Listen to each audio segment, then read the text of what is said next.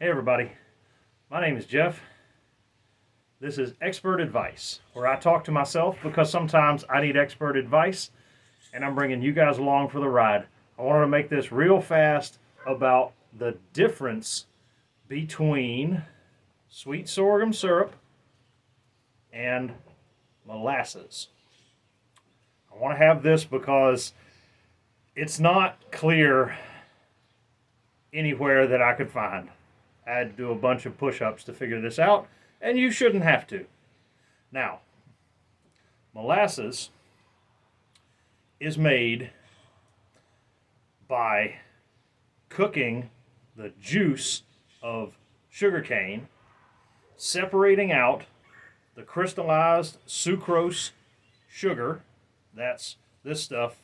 This is sugar in the raw from the grocery store.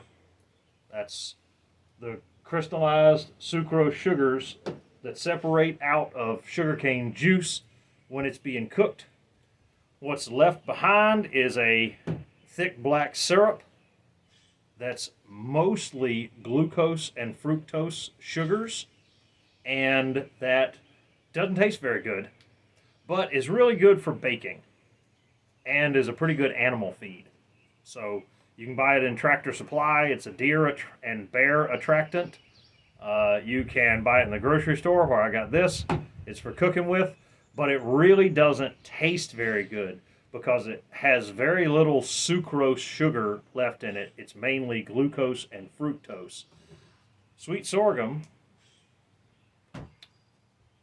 syrup is made from the juice of sorghum cane. It's processed the same way sugar cane is. The juice is pressed out of it and cooked, but sucrose sugars do not crystallize and separate out of it the way they do from sugarcane juice. Therefore, the sugar profile of sweet sorghum is a lot different than molasses, even though lots of times it's called sorghum molasses or called molasses. I grew up calling it molasses. My dad still calls it molasses. Lots of people don't understand what it is unless you call it molasses, but it's not. It's made from the juice of sorghum cane, not sugar cane, and it tastes a whole lot better than molasses. Now, one last thing is blackstrap molasses. It is a different variety to this stuff. This is Brer Rabbit. This is from a Kroger. You can also get the grandma's molasses. It's in lots of stores, Walmart and Food Lion and all those types of places. If you see something that's labeled blackstrap, that is a different thing. Now you can see in this raw sugar, you can see how it's still sort of brownish tinged. In ye olden times, what they would do with this raw sugar is they would actually spin it to spin all of the stuff that's clinging to it off. In more modern times, they actually melt it, filter it, and then recrystallize the pure white stuff. And what's clinging to these granules of sugar right here, that's blackstrap. It has virtually no sucrose sugar left in it. It's almost all glucose and fructose sugar. Blackstrap is harsh. It does not taste good at all.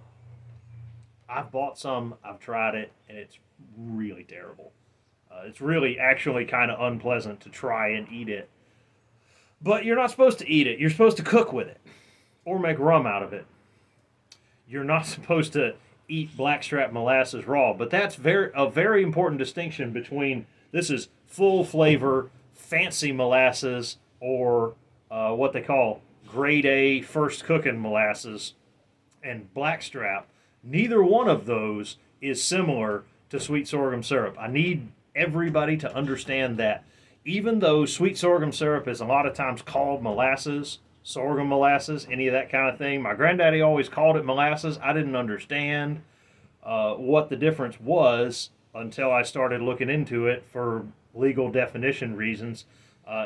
Sweet sorghum syrup tastes delicious.